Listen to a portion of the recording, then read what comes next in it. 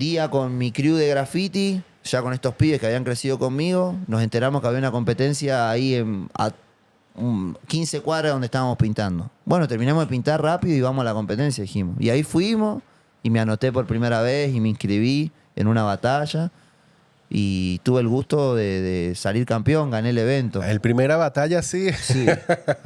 Sí. Sí, no, es que me fue muy bien. Los primeros 8 eventos en los que me inscribí salí campeón. Y ahí fue cuando mis amigos dijeron, listo, tenés que ir al 5º escalón. Vamos al 5º escalón, tenés que ir al 5º escalón. Y yo estaba cagado de miedo de ir al 5º escalón, porque al 5º escalón iban los mejores. Los mejores. Yo ya sabía que existía el 5º escalón. Pero tenías que ir, o sea, habías ganado tú en segunda división, tenías que llegar a la primera división. Claro. Es lo que te decían tus amigos. Eso pues. me decían, vamos, tenés confianza. Y le decía, amigo, no sé. Y me acuerdo que fui con un compañero y le dije, si nosotros clasificamos, como si pasamos filtro, yo ya estoy orgulloso. Como que ese era mi objetivo, clasificar. Y fuimos y salimos campeón.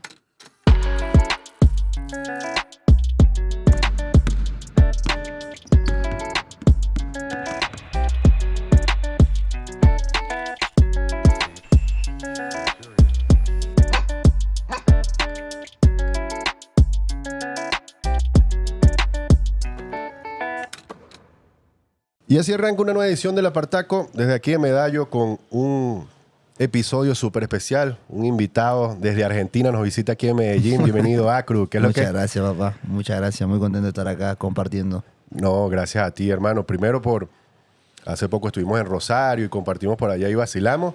Y segundo, que sé que siempre los artistas cuando están de viaje tienen sesiones de estudio, grabación de video, además de los compromisos, los conciertos, y apartar estos espacios. No para mí, sino para el público, para que conozca un poco más de tu historia y conectar de la historia del rap argentino y el rap venezolano y el rap latinoamericano en general. Es bien bonito y se agradece que hayas apartado este espacio, hermano. No, por favor, gracias. Para mí es un gusto y creo en la calidad también de lo que hacéis y lo que podemos hablar y compartir en conjunto, así que es un gusto. Vale, hermano, qué fino. Estás aquí de gira a diferentes países, pero en este momento estás aquí en Colombia, vas a hacer fechas Bogotá, Medellín, ¿correcto? Exactamente, sí, este fin de semana tenemos Bogotá, Medellín y después nos vamos a Ecuador y Quito. Volvemos para Argentina, tenemos nuestra fecha en Argentina, una en Uruguay y ya cerramos el tour porque bueno, ya pasamos por México, por El Salvador, por Guatemala, así que hermoso movimiento. Qué fino. Un saludo a Facu también, gran amigo y colaborador y que están haciendo un trabajo chévere con esas giras internacionales, que siempre de esas giras queda mucho aprendizaje, contactos y raperos nuevos que uno conoce y como que la mente para los próximos sencillos o discos siempre salen cosas importantes. Te pregunto, ayer me invitaron y no pude ir porque estaba recién aterrizando de nuestra gira. Fuiste para la Comuna 13, ¿correcto? Sí, impresionante, hermoso. Es primera vez que iba. La primera vez que iba y impactado, la verdad, de ver lo enorme que es ese espacio, los barrios, la historia fuerte que tienen. Tuvimos el gusto de que nos contara gente que vive ahí, que nos guiara, nos mostrara un montón de lugares y nos contara toda la transformación del barrio, todo ese híbrido mediante del dolor y el arte que tiene ese lugar, así que fue especial para nosotros estar por ahí y encima tener el gusto de poder pintar, así que maravilloso. Ya vamos a hablar de eso que pintaste, pero quería agregar algo que me parece impresionante. La gente no sabe y los diferentes turistas de diferentes partes del mundo que vienen para acá van para ese sitio que lo construyó el hip hop. O sea, ya después el gobierno y de diferentes entidades se juntaron para terminar de construir ya con las escaleras mecánicas y la cosa, pero el hip hop, el graffiti fue lo primero que hizo que ese spot, que es el spot más turístico y más visitado de acá de Medellín, lo creó el hip hop. Y además, hace poco estaba en Estados Unidos, fui para Wynwood, hay varios sitios en diferentes países, en Brasil también hay un barrio que está grafiteado, no sé, y le pregunto al público si la Comuna 13 fue esa primera idea donde un sector popular que gracias al graffiti lo convirtieron en algo turístico, como lo es Wynwood de Miami, como son esos barrios en Brasil, y diferentes zonas que creo que tienen como esa característica, porque creo que ya tiene como 30 años la Comuna 13. ¿Pintaste, o sea, tú todavía eres grafitero? ¿O? Sí, la verdad que tuve el gusto de poder pintar. Yo empecé en el graffiti y fue mi puerta de entrada al hip hop. Ok. Yo siempre de chico dibujé, quería ser ilustrador, profe de dibujo, ilustrador de cómics o no sé, tatuador cuando era chico, pero me la pasaba dibujando y viendo cómics y por eso empecé a poco a dibujar. Entré en una escuela de arte teniendo 11 años, una escuela que enseñaba pintura, escultura, grabado, historia del arte, ilustración, teatro, había danza, música, era como una escuela muy doble jornada, entrabas a las 7 de la mañana, salías a las 6 de la tarde todos los días, una escuela pública con mucha formación artística y además las materias normales de cualquier secundario. Wow. Eh, y ahí descubrí el hip hop, conocí pibes, yo tenía 11, salí a un recreo y había pibes más grandes que yo, de 18, 17, que los veía que andaban en skate, que hacían beatbox, que rapeaban, que pintaban. Y quizá mi forma de acercarme al hip hop fue como, ok, creo que por ahí soy bueno pintando, dominando más la mano. Y me empecé a meter al mundo del hip hop de esa forma. Me acercaba a ellos, veía sus letras, los imitaba, trataba de hacer, no sé, sus tags, sus firmas, hasta que de repente empecé a construir mi firma y me empezaron a pasar los códigos y las estéticas y las formas del graffiti. Y me empecé a meter por el graffiti y pinto hasta el día de hoy. Quizá no tan activo como cuando era chico, que pintábamos muchísimo en la semana 5 o 6 veces y salíamos a tallar los fines de semana y a hacer bombas y bla, bla. Porque bueno, me metí en la música y hacia dónde me llevó esto, pero es como mi segunda pasión y la verdad que siempre que vamos a un país nuevo, trato por lo menos de pintar una vez. Wow, qué fino. O sea, cada visita, ahorita que vayas para Ecuador, también vas a tratar de conseguir un spot para también. Y tratamos, en lo Sí, ideal se puede, tratamos. exacto. Sí, se puede. Si dan los tiempos, justamente acá pudimos pasar varios días. Por ahí hay veces que estamos un día en un país Claro. y a la noche viajamos y estamos en otros, pero es algo que trato y para mí es como mis medallas y dentro de las pocas fotos que guardo en mi celular y cosas así, están los grafitis, así que... Wow, qué fino. Siempre en las entrevistas, tanto a los raperos venezolanos como raperos internacionales que he hecho, siempre hay un motivo de entrada al hip hop. A veces es por el skate. En Venezuela, muchos raperos llegaron al skate ligados más o menos con el graffiti y después terminaron escribiendo o terminaron siendo DJ.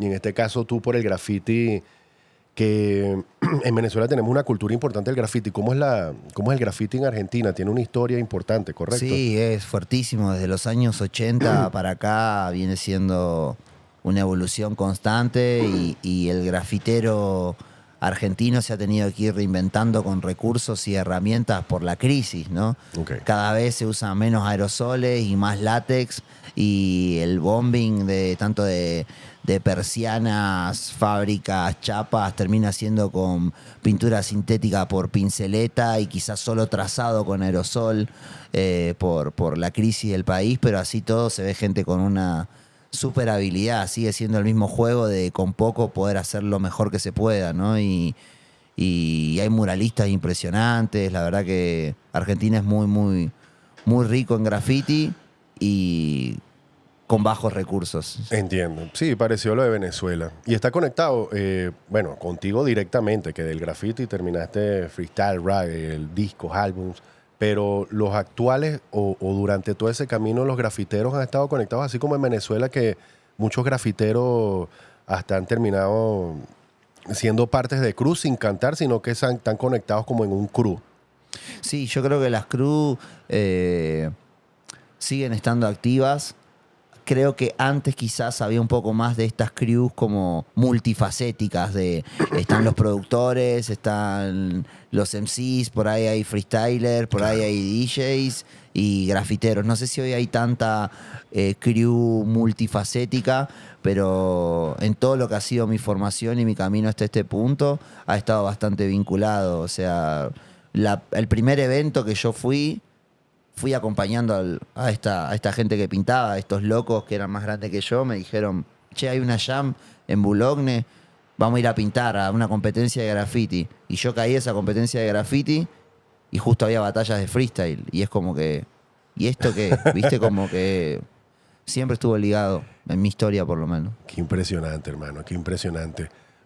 Me imagino, exacto. Si no ibas para ese evento, te conseguías con el freestyle en algún otro momento, pero fue gracias al graffiti que llegaste ahí. Te pregunto, hay algo que a mí, a mucha gente nos llama mucho la atención. Ahorita caemos un poquito más en detalle de tu historia y ese orden cronológico de el nivel y el éxito de todos los artistas argentinos. Y primero te pregunto, esa escuela de arte, era una escuela de arte lo que nombraste, que estabas Sí, desde donde yo joven. estudié, sí.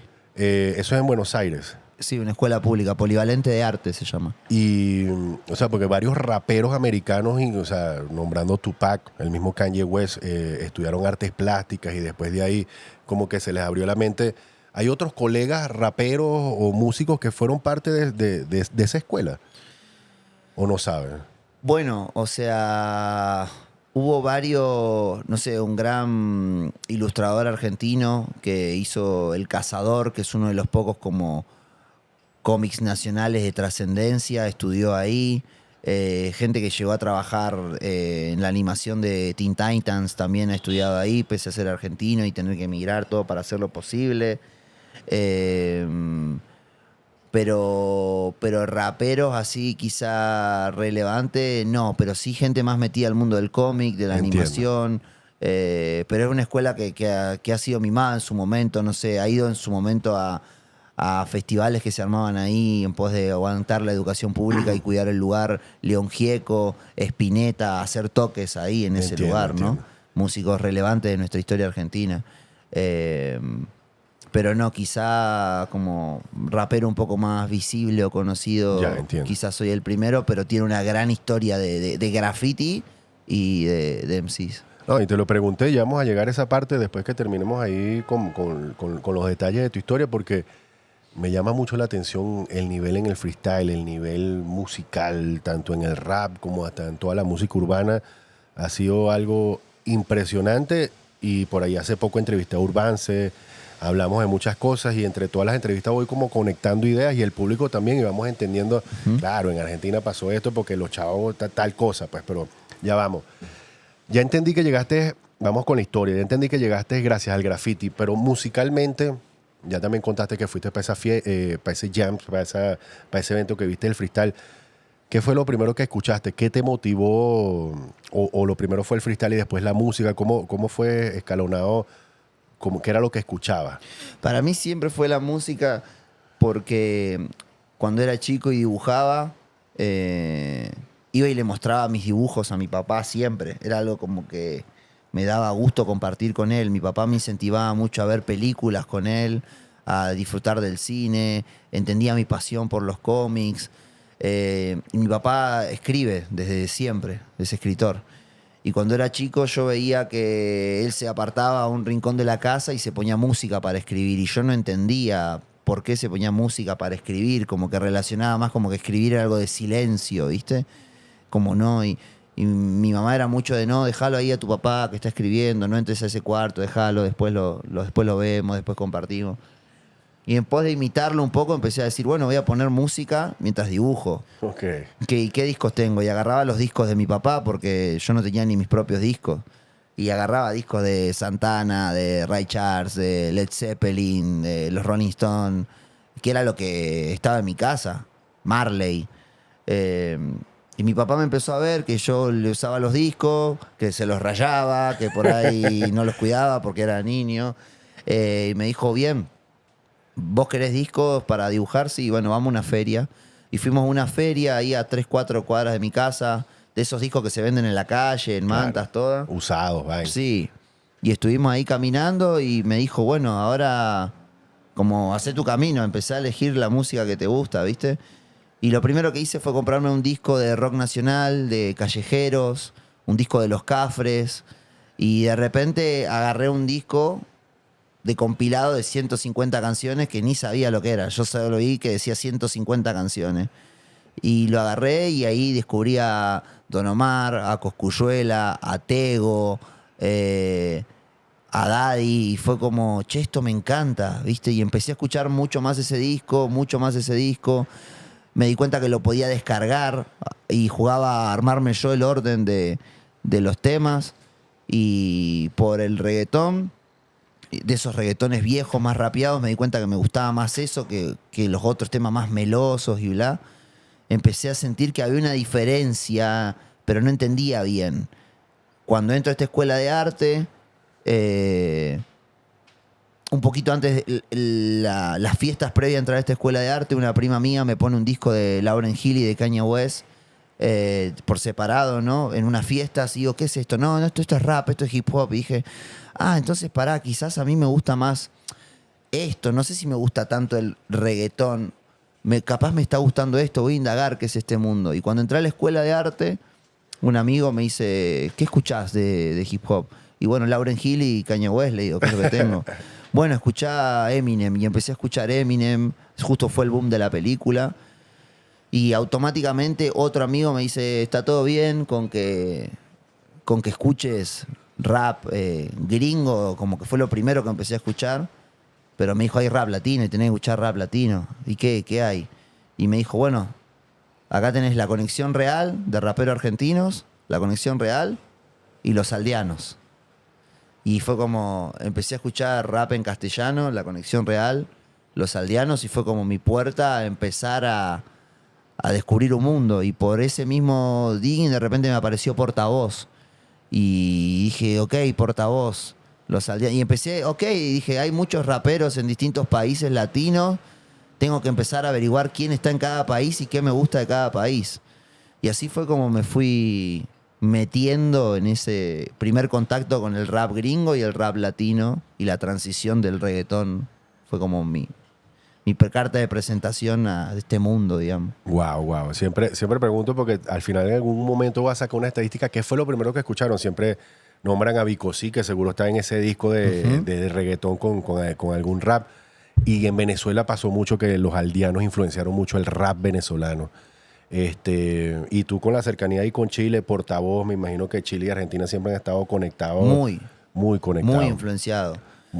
Tanto de allá para acá como... o sea, Argentina para Chile, de Chile para Argentina, muy influenciado. Sí, y hasta te diría que quizá mi camada o la camada de Urbance, que son camadas anteriores a la mía, nuestros como raperos establecidos que nosotros veíamos, que nosotros decíamos hacen todo, eran los raperos chilenos, que se hacían los videos ellos, las gráficas ellos, los beats ellos, sus raps obviamente, y había una oleada muy, muy fuerte. Movimiento Original en Argentina significó muchísimo, el Chiste MC muchísimo, CHR significó muchísimo en todo lo que sería zona sur de Buenos Aires, en su momento tuvo mucha incidencia. Chile fue como una referencia durante muchos años para el rapero argentino. Claro. Te pregunto está muy bonito todo lo... ¿Qué fue lo primero que escuchaste? Y lo primero que pasó fue el reggaetón. Sí existía ese tabú en Argentina de un grafitero, un rapero, freestalero escuchando reggaetón. Era como que, no, ¿qué estás escuchando reggaetón? ¿O era normal que estaba ligado entre el hip hop y el...? Mirá, cuando yo empecé, quizá no entendía mucho la diferencia porque te digo, era un niño de 11 años, ¿viste? Y me empezaron a explicar y me dijeron, no, esto no va de la mano con esto. Y ahí yo...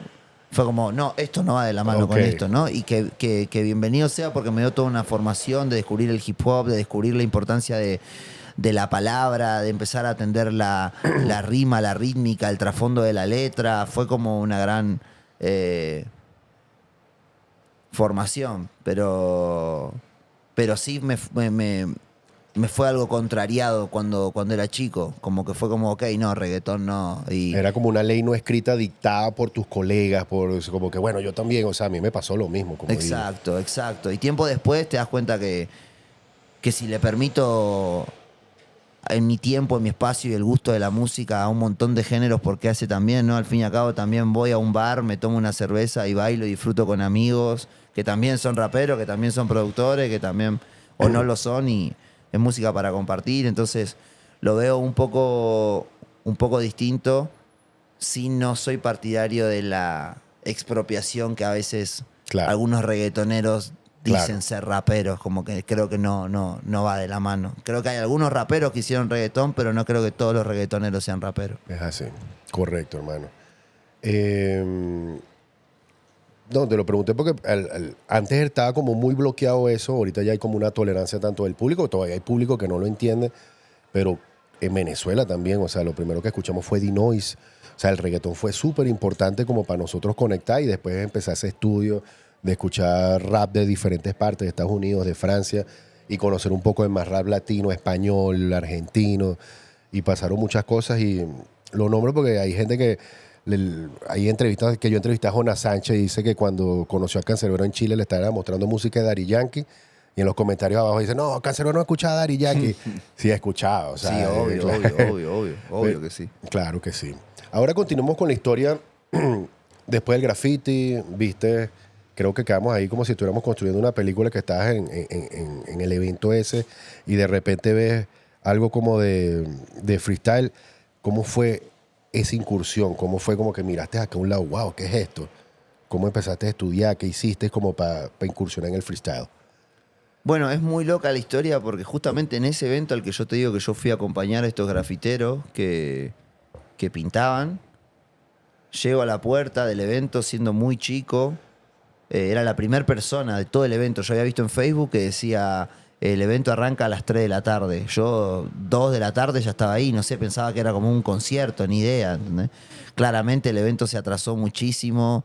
Yo le había dicho a mi viejo que me iba a jugar a la pelota. Me estaba yendo a otro barrio solo.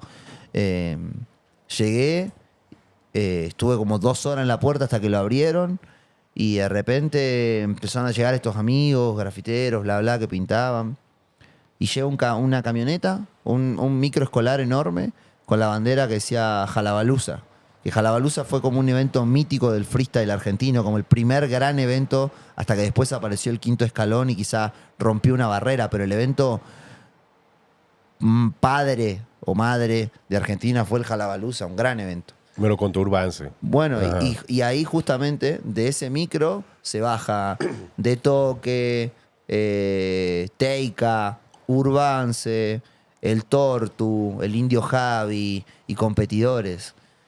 Y yo estaba ahí con el grupo de chicos acercándose en la puerta, ahí compartiendo, esperando para entrar, y viene el Urbance, que estaba anotando a los que competían. Vos, hermano, ¿cómo te...? Y él nos anotaba. Y se me acercó a mí, el Urban, y me dice, vos, hermano, no, nos falta uno para... ¿Cómo te anoto?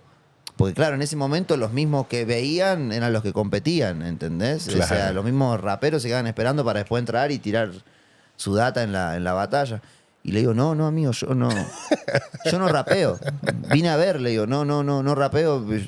Ni siquiera iba a decir yo pinto, porque ni hacía cualquier cosa y los locos que pintaban eran los otros. Y le dije, no, y siempre me quedó esa imagen del Urban acercándose. El joven, yo tenía 11 y él habrá tenido 15, no sé. Y diciéndole, no, yo no rapeo. Y me acuerdo que vi las batallas y me agarró como esa adrenalina de verlo, ¿viste? No podía creerlo y dije, ¡fua! ¿Qué onda esto? Y en mi cuarto empecé a escuchar discos de estos raperos que te había contado y me di cuenta que quizás yo tenía más... Como que trataba de hacer un tema, improvisando. Me ponía en mi cuarto y trataba de hablar de estoy acá en el sillón. No es que agarraba y me ponía a decir, no, porque me toca competir contra este y imaginarme batallando con alguien. No, yo trataba de rapear sobre que estoy acá en el sillón. Y empecé como a hacer así, inventarme canciones improvisadas, a cambiarle ciertas letras a canciones de reggaetón viejas que escuchaba y ver si le podía meter una rimita mía de a poquito y entrar ahí en contacto con ese mundo. Y ese fue como mi primer pantallazo con el freestyle. Al ver estos competidores dije, che, ¿cómo se llama? Este se llama así, este me gustó cómo rapeó. Llegué a mi casa, puse los nombres de esos raperos y empecé a verlos y a escucharlos. Y mirá, este compite de esta forma y este de esta forma. Y existe el Jalabaluza. Y me empecé a enterar de eventos. Y a poquito, en mi cuarto, empecé a rapear. Hasta que un día entran otros chicos al colegio, jóvenes como yo. Y este era joven y pintaba. Y este era joven y hacía beatbox. Teníamos la misma edad, 12 años. Y les gustaba lo mismo. Y me empezaron a decir, bueno, vamos a rapear un poco cada uno. Y nos pusimos ahí. Y se corrió la bola hacia los más grandes, que yo ya estaba rapeando. Y vinieron los más grandes del colegio a decirme, a vos que te estamos llevando para todos lados, a que vengas a ver los eventos, todo, vení, rapeá. rapea con nosotros. Y yo muerto de vergüenza, ¿viste? No. Pero me empecé a animar a rapear con ellos. Y bueno, de ahí a poquito empecé a entrar al freestyle ya con mis propias palabras. Claro, y ya empezaste a inscribirte en algunas batallas pequeñas para después ir escalando. ¿Sabes que tardé como 2 años y medio en entrar a batallas? Porque era para mí, se empezó a hacer rutina rapear, en el sentido, desde la pasión y del juego, ¿no? Empezaba a tener pistas en mi celular. Yo tenía un celular viejo, antiguo, sin memoria.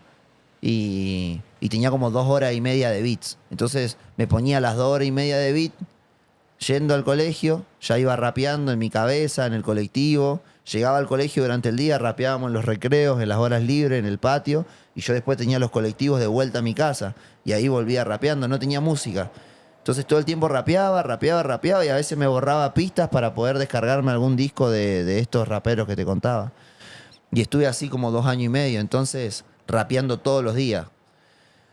Y un día con mi crew de graffiti, ya con estos pibes que habían crecido conmigo, nos enteramos que había una competencia ahí a 15 cuadras donde estábamos pintando. Bueno, terminamos de pintar rápido y vamos a la competencia, dijimos. Y ahí fuimos y me anoté por primera vez y me inscribí en una batalla. Y tuve el gusto de salir campeón, gané el evento. El primera batalla, sí. Sí. Sí. Sí, no, es que me fue muy bien. Los primeros 8 eventos en los que me inscribí salí campeón, seguido. Wow. Y eso hizo que la gente de Zona Norte y los de los eventos digan, ¿qué onda este pibe? Tipo, ¿quién es? Y me imagino que en esos 8 eventos que ganaste competiste con leyendas del freestyle argentino también. Ahí. Sí, competí con varios de zona oeste, de zona sur, que por ahí hoy en día no son tan conocidos, pero para el momento eran un montón. Leyendas de esa construcción del freestyle. Exacto, y ahí fue cuando mis amigos dijeron, listo, tenés que ir al 5.º escalón. Vamos al 5.º escalón, tenés que ir al 5.º escalón. Y yo estaba cagado de miedo de ir al 5.º escalón, porque al 5.º escalón iban los mejores. Los mejores. Yo ya sabía que existía el 5.º escalón. Pero tenías que ir, o sea, habías ganado tú en segunda división, tenías que llegar a la primera división. Claro. Es lo que te decían tus amigos. Eso pues. me decían, vamos, tenés confianza. Y le decía, amigo, no sé. Y me acuerdo que fui con un compañero y le dije, si nosotros clasificamos, como si pasamos filtro, yo ya estoy orgulloso. Como que ese era mi objetivo, clasificar. Y fuimos y salimos campeón. Y yo no lo podía creer, me volví en el tren a mi casa diciendo, no lo puedo creer que salimos campeón. ¿Viste? No. Y ahí entramos en el radar de mucha gente, de mucho, de por ahí del Urban, por ahí del Teika, de raperos de disco, de competidores vigentes, de la camada nueva joven, como Duco, ICA, como por nombrarte gente, ¿no? Claro, claro. Fue como, che, ¿y este loco dónde estaba? Y les conté, ¿no? Hermano, yo vengo rapeando mucho, quizás hace 2-3 años, pero encerrado en mi colegio, en mi casa, con mi grupo. Y así fue como que empezó a aparecer un poco el nombre Acru en internet, digamos, y ser considerado. Wow, hermano. ¿Y qué edad tenías cuando ganaste ese 5.º escalón? Creo que tenía 16. Sí, 16 tenía. Y contemporáneo con muchos que después también terminaron haciendo música.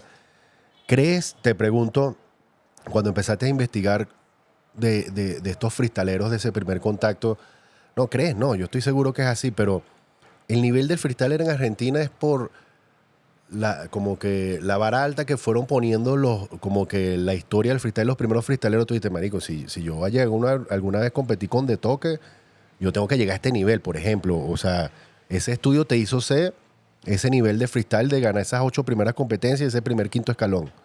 Yo creo que en Argentina de raíz, por lo menos hasta lo que fue mi generación, hoy hay una nueva camada que quizá piensa distinto, que se mueve distinto. Yo te cuento la historia hasta mi capítulo, Claro. ¿no?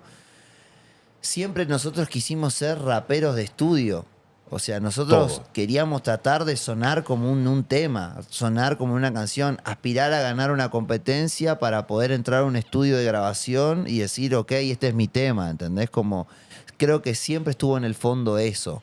Y toda esa camada de jóvenes no escuchaba batalleros o no ponía temas de batalleros. Nosotros, como te digo, teníamos la influencia de Chile, de Venezuela, hasta de España. Crecimos escuchando raperos de disco y queríamos hacer disco. Entonces creo que eso siempre hizo que nuestro oído evalúe el freestyle como una canción o tener dinámicas de rapeo o versatilidades o picardía o espontaneidad. Y creo que eso fue haciendo una vara en esa camada, sumado a que de repente había una persona como de toque que pudo como ser el primer argentino en tener como tantos títulos internacionales, pero, pero siempre estuvo esa cuestión del respeto por el MC y la aspiración a ser MC. Entiendo, ¿viste? entiendo. A diferencia de, hay gente que se dedica, yo a ser freestalero y voy a ganar batallas y no está pensando en álbums. Y de repente en medio de esa carrera lleva 5 años y se medio aburre o se cansa y dice, ahorita quiero hacer música. Claro. Usted fue al revés, ustedes siempre quisieron hacer Siempre. música, me voy a inscribir esta batalla. Siempre fue así, siempre fue así. Eso es una respuesta importante Siempre fue así. para entender el porqué de ese nivel.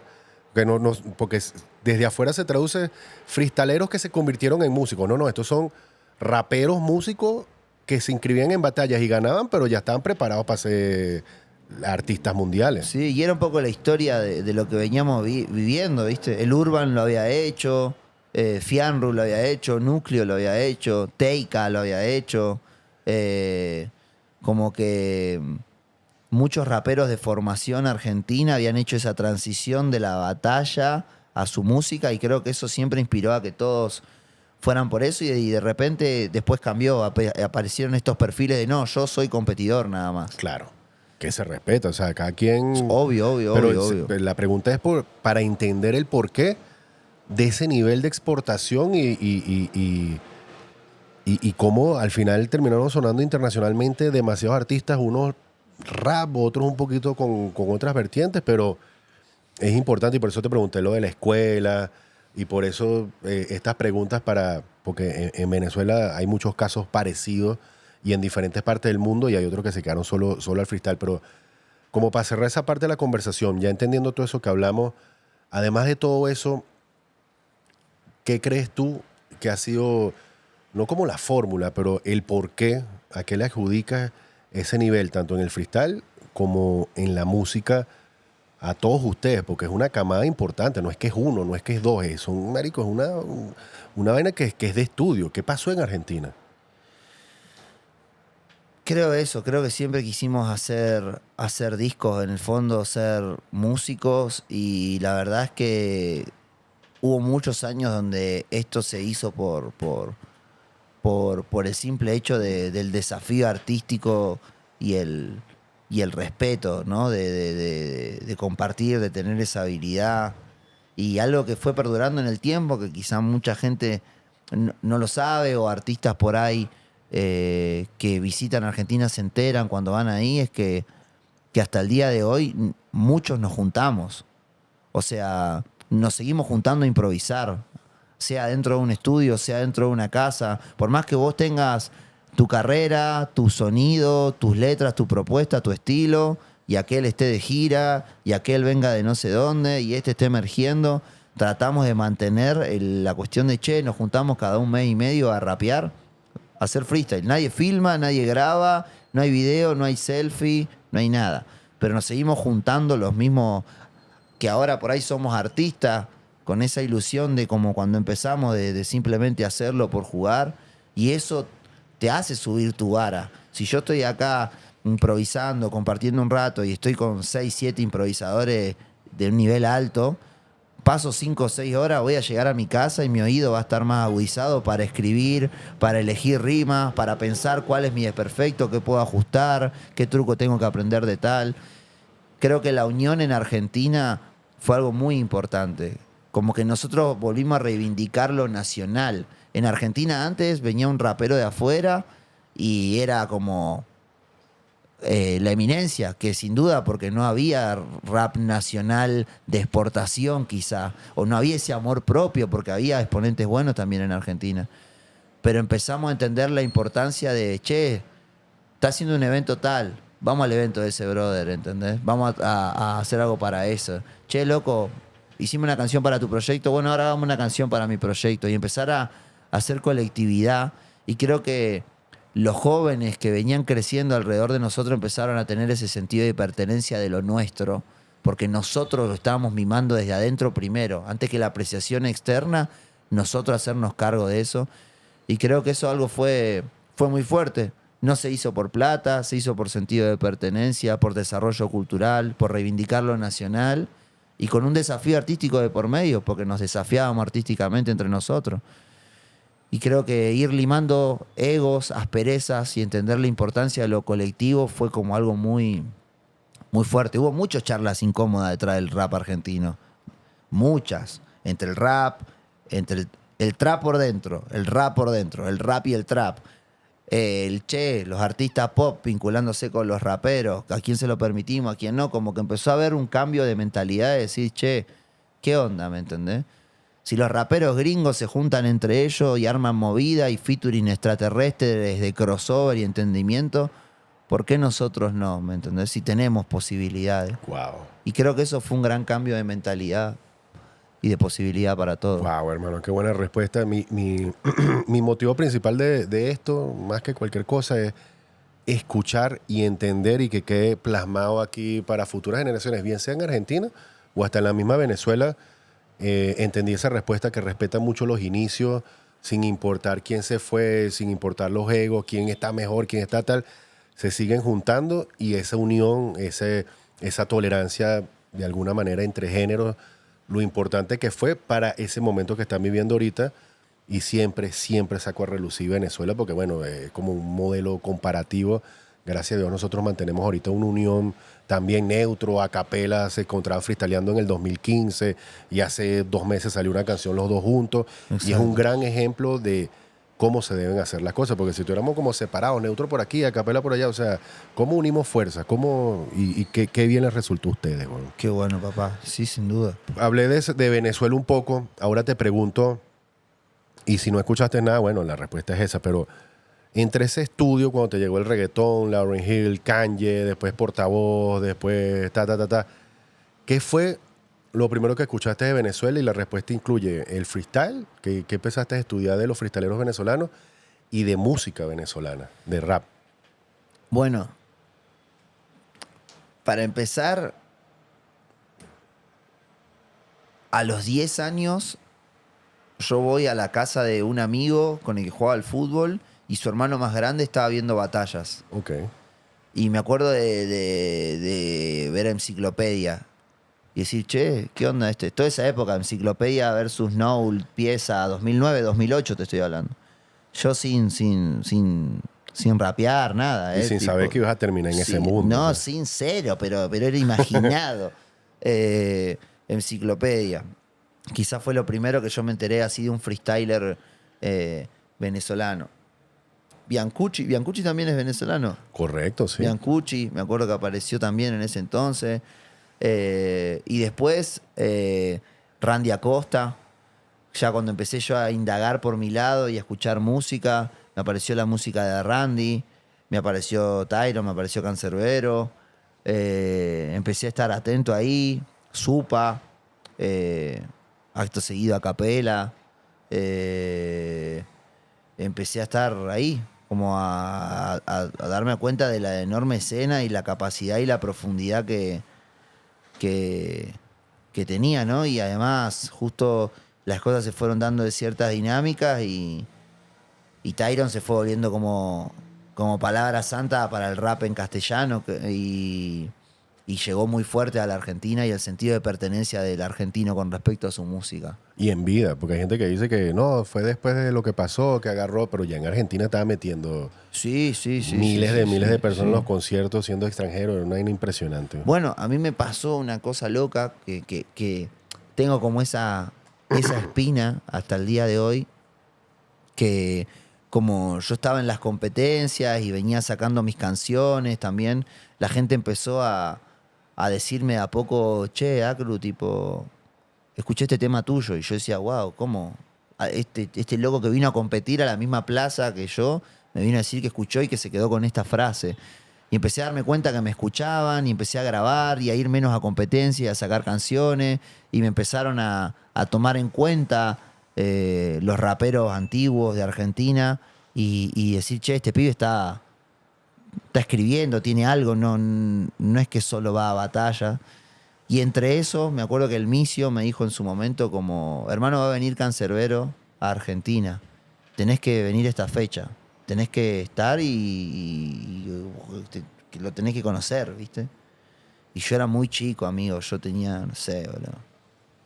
Como te digo, 15 años, 14, 15 ¿Y años. tú eres de Buenos Aires o no? Yo soy de Buenos Aires. Ok. Pero Buenos Aires es enorme. Claro, era una hora de viaje. Inmenso, Sí, sí, inmenso, inmenso. Y Tyron en ese momento fue a tocar a Encuentro Club en Argentina, ni siquiera que fue a tocar al centro, fue a tocar afuera en zona oeste y me quedaba súper lejos a mí, tenía como 2 horas y media y no pude ir al evento porque se me hizo tarde, porque no tenía los recursos, ni existía ni Uber, ni Cabify, ni nada, ni yo tenía plata para un taxi, era ir solo hasta allá y no fui y me perdí la posibilidad de no solo de disfrutar su show, sino de Conocerlo. quizás poder conocerlo, no sé, darle la mano, decirle hola, nada más. Y me imagino que ese fue, si no me equivoco, como en octubre, noviembre, 2 meses antes del lamentable suceso. Creo que fue Es que sí. Después él fue para Chile, o antes Chile-Argentina, fue esa gira Sí. y ya después regresó a Venezuela. Sí, imagínate que al toque me voy a Córdoba con un viaje de un amigo y nos enteramos de la situación y fue como, fuimos a un ciber, me acuerdo que fuimos a un ciber a reconfirmar, a entrar a internet y fijarnos si esto que nos había llegado era real. Porque estábamos de viaje de mochilero y nos pegó fuerte. Y a mí me generó mucho esa espina de decir, mierda, boludo. Claro, no, hermano. Impresionante. ¿No? Y sí, esa gira fue muy bonita y creo que, no sé si fue Mar de Plata, que nosotros para los artistas internacionales en Buenos Aires nos va muy bien, pero de repente vamos a otro sitio, Rosario, Córdoba o Mar de Plata, y para pasar los 1000 es complicado. Y creo que en ese evento comicio fueron 2000 personas. Estaba pasando una vaina impresionante, Sí, majestuosa. sí, ni hablar. Impresionante, impresionante. Continuando con la historia, ahí nombraste que ya estabas empezando a grabar, que ya los raperos viejos te estaban como reconociendo, respetando. ¿Cómo fue? No lo llamemos transición porque, bueno, siempre estuvo presente, pero ¿cómo fueron esos inicios en estudio, ese reconocimiento, así hasta el sol de hoy? Bueno, la verdad que fue loco. Empecé a darme cuenta que por ahí me sentía contrariado, que si ponía mi tiempo en escribir podía lograr una expresión más profunda, que genere algo, que transmita algo más allá de al momento de decir algo a alguien, ¿viste? Que venga alguien y me reconociera por responderle a alguien algo, me daba como hasta cierta vergüenza, si te soy honesto, como que Wow. empecé a sentir que tenía más cosas para decir y que ya un par de personas, aunque sean poquitas, me habían hablado de alguna frase, de algún manejo mío. Y dije, bueno, voy a empezar a ir al estudio y empecé a ir a batallas que si ganabas, te ganabas la posibilidad de ir a un estudio. Y un día un chico, el Judas, me preguntó que qué me pasaba, estaba en un evento medio cruzado y le digo, no, que estoy desmotivado. Yo estoy viniendo acá para poder acceder a un estudio. No me interesa ganar la batalla ni estar. O sea, sí me interesa ganar la batalla para ir al estudio, pero no me interesa participar. Yo tengo un home studio, me dijo. Yo te grabo. Sí, y empecé a ir a su casa y escribía ahí un poco en el estudio, me ponía en mi casa y armaba las cosas con tiempo. Le empecé a dedicar horas porque veía que mi papá pasaba horas escribiendo. Entonces decía, che, yo paso capaz 4 o 5 horas en un dibujo, son 4 o 5 horas las que tengo que pasar en una letra. Mi papá pasa tanto tiempo escribiendo y empecé a darme cuenta de que si yo mimaba con el tiempo, podía llegar a algo. Y me armé un canal de YouTube, puse Acru. Mi crew de ese momento era Activos, que fue la crew de graffiti con la que empecé, Acru Activos. ¿Y es el canal actual de YouTube? Sí, ya no se llama Acru Activos. Claro, pero es el primero ese que creaste. Sí, fue mi canal. Y subí ahí 3 temas, 2 temas. 3 temas fue al principio, así, como cada un par de meses. Y mierda, ya como el primero había llegado como a 10.000 reproducciones, que para esa época era un montón, era muchísimo. Y un canal nuevo, además. Un canal nuevo, ¿viste? Y me empezaron a escribir en Facebook, empezó a agregarme gente a Facebook, Acru, escuché Viejita Mía, escuché Cigarro del Hambre, escuché Notas Oscuras, Acru, soy de Tucumán, me contaron de que sos del norte, puede ser, y para mí ya era una locura que me estén escribiendo de otra provincia. Y de repente a poquito, te estoy escuchando de España, te estoy escuchando de... Y era como, wow, che, me están escuchando, tipo, están escuchando mi expresión de verdad. Ya está.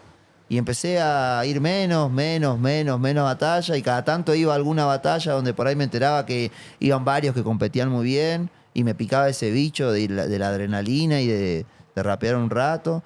Y empecé a usar las batallas de freestyle como vidriera.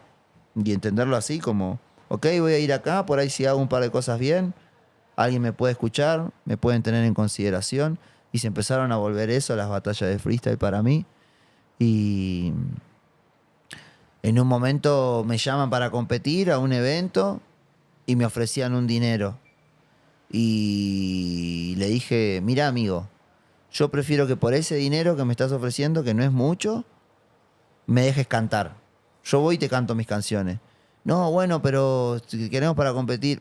No, amigo, le digo, o sea, voy a ir a cantar. Si no, no voy, no hay drama, está todo bien, busca otro competidor. Dale, vení a cantar. Y salí a cantar y me di cuenta que los de la competencia me escucharon. Y fui a otra competencia y me escucharon. Y de repente, Acru, queremos que vengas a cantar. Y empecé a ser el que iba a rapear sus temas de esa camada joven. Hasta ese entonces, los raperos viejos iban y rapeaban en los eventos de freestyle. Como que había un show grande de un rapero por ahí más antiguo, más establecido, y batalla de freestyle. Y de repente empecé a ser como el jovencito Que también es del freestyle, pero se vino para acá a cantar con los cantaba. raperos establecidos. Exacto, que cantaban y me empezaron a dar lugar. Y fue como, listo, ya está.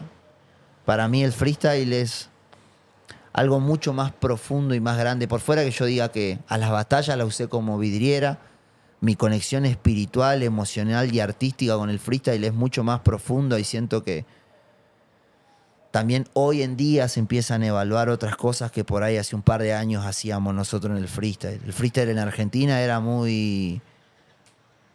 Te veo y no gesticulo, agarro, te parto y te rompo el culo, ¿me entendés? Como el chiste y lo burdo rápido.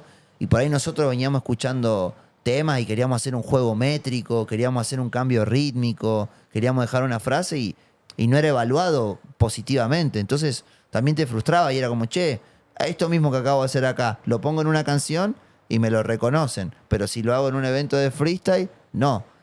Y fue como, ok, son todas señales de la vida que yo vaya a hacer mi música.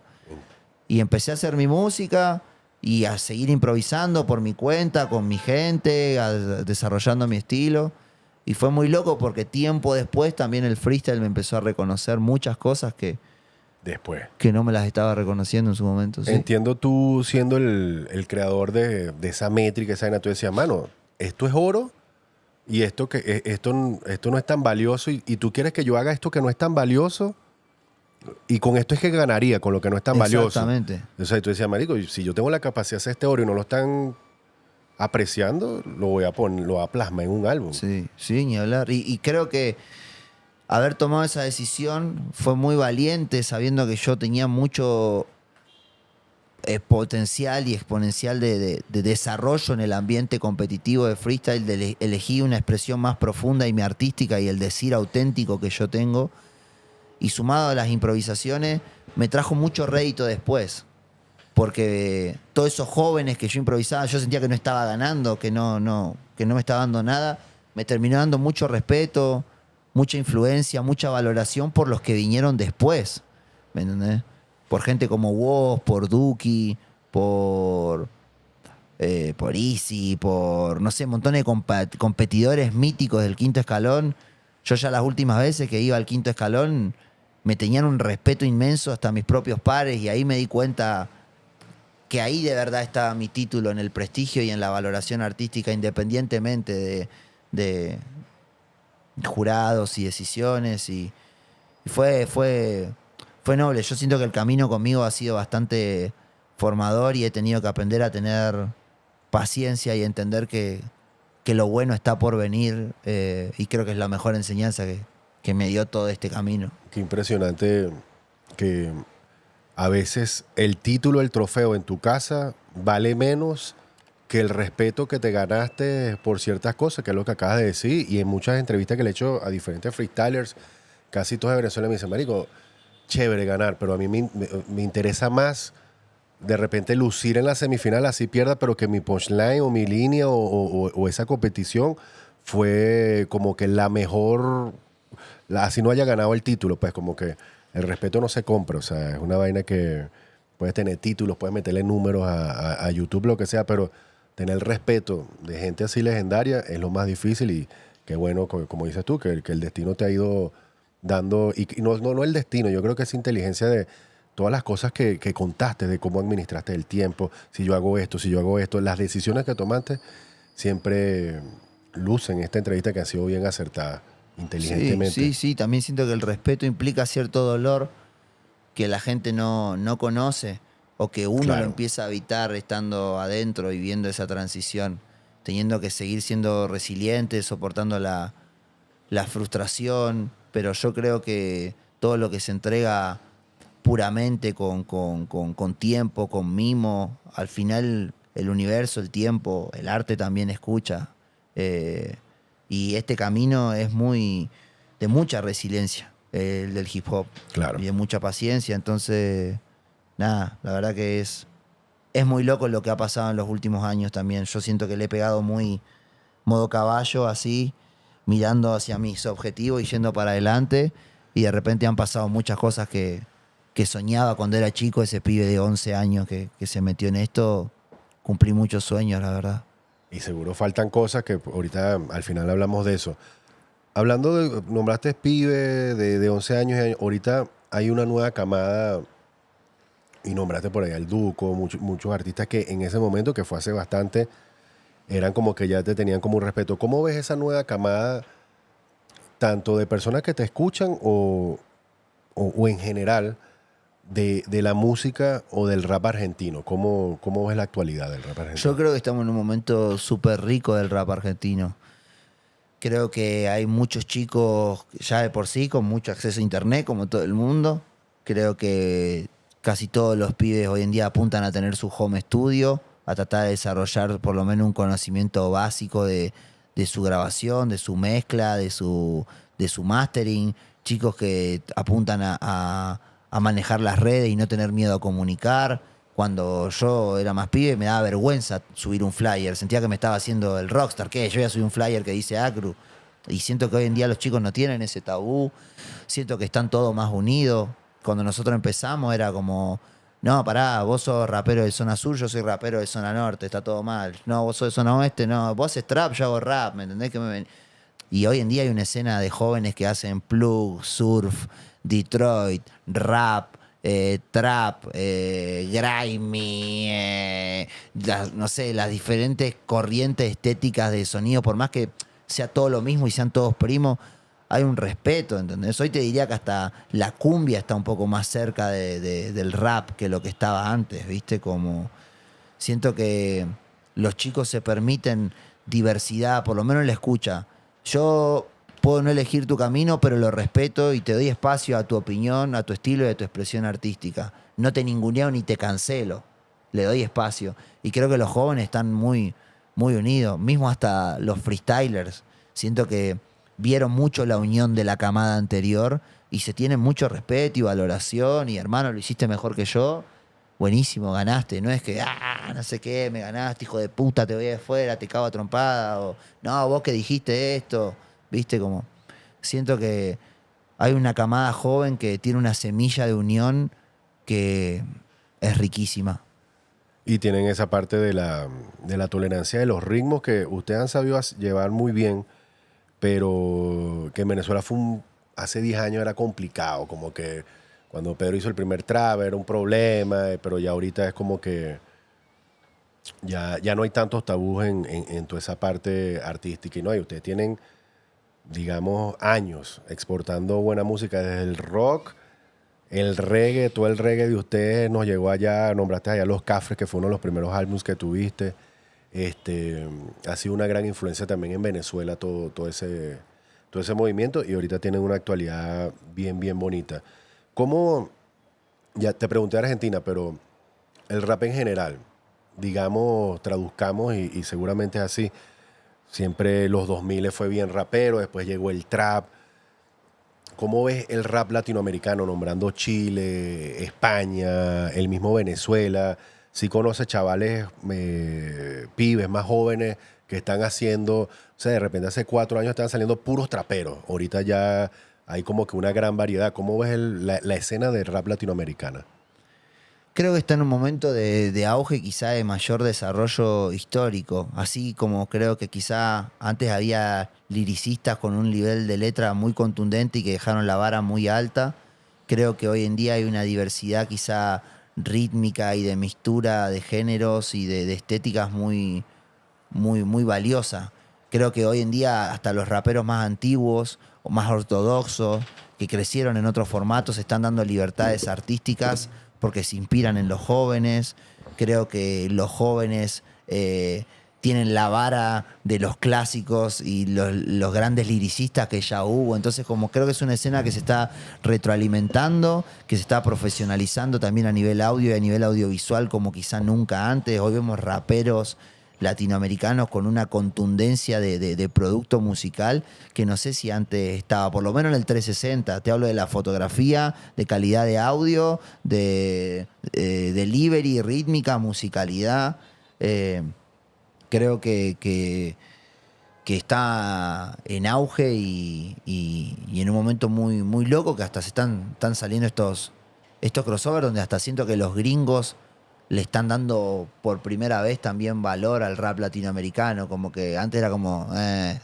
y ahora siento que está volviendo algo que no pasaba desde hace bastantes años con el boom que por ahí generaron los mexicanos hacia los raperos gringos. Correcto. Siento que ahora está viendo como una segunda vista y valoración y nosotros también creyendo en nuestra propuesta y en el nivel lírico que tenemos los latinos por la contundencia de las vivencias, del lápiz, del decir y que quizá tratamos la palabra un poco distinto.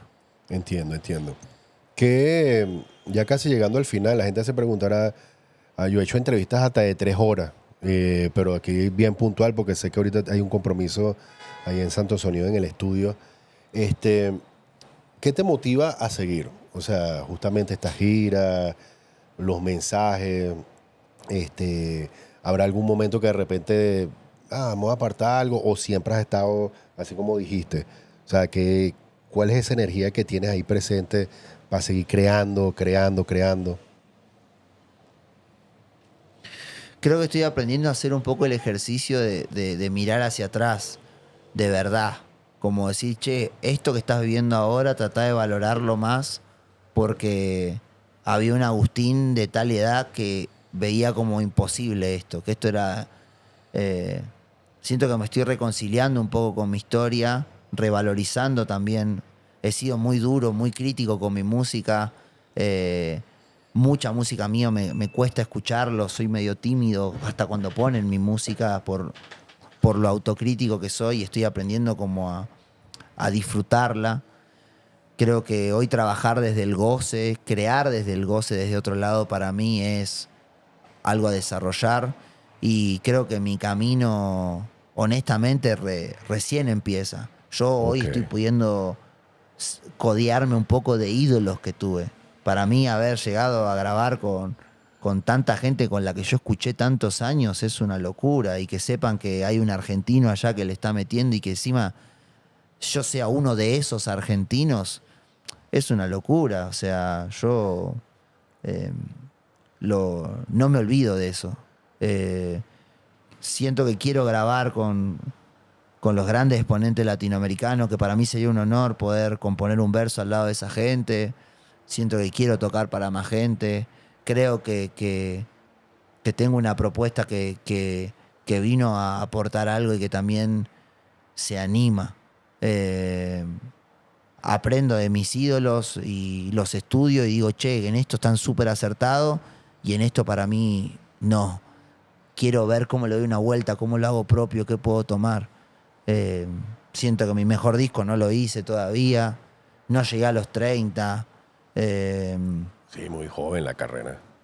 No, y ahí estás nombrando como que era, creo que la última pregunta, como que alguna meta que te lograría, que te faltaría cumplir. Creo que todos los objetivos que te has planteado en esa organización inteligente que has hecho los has ido como que marcando con un check, pero exacto, dices que no, probablemente no has hecho tu mejor álbum, y estoy seguro que es así, pero seguro te falta algunos featuring sin nombrarlo, pero eso, ¿cómo visualizas ese futuro?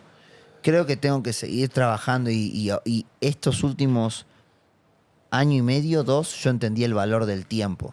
Dejé de poner menos tiempo en un montón de cosas que yo antes sí ponía tiempo para regar todavía más mi rap, regar más mi artística. Dejé desde salir menos, verme con menos gente, tener menos tiempo de ocio y de divague y ponerle más horas a la música. Y este año estábamos sacando la cuenta con Facu que no sé, o sea, de canciones a publicar como contundente, que están buenas, que las puedo sacar por fuera, de las que no tengo como 30. Wow. Y he trabajado doble jornada en el estudio, he ido a ensayar, estar el fin de semana en el estudio. Entonces, siento que si yo sigo con este valor del tiempo, que me da resultado y trabajo de acá, hay cosas buenas que van a pasar, pero no es menor lo que pase acá, porque uno en este camino tiene muchas desilusiones, mucha tristeza, muchos momentos de adversidad, momentos donde siente injusticias y hay que saber qué ver para seguir motivado, seguir fresco, seguir con hambre, seguir puro. Y en medio de todo este camino y de toda esta respuesta, me encuentro viniendo a Latinoamérica y encontrando un amor impresionante en cada país y viendo que la gente canta, que la gente se emociona, que la gente toca el pecho, que la gente está tatuada. Y digo, ¡fua, boludo!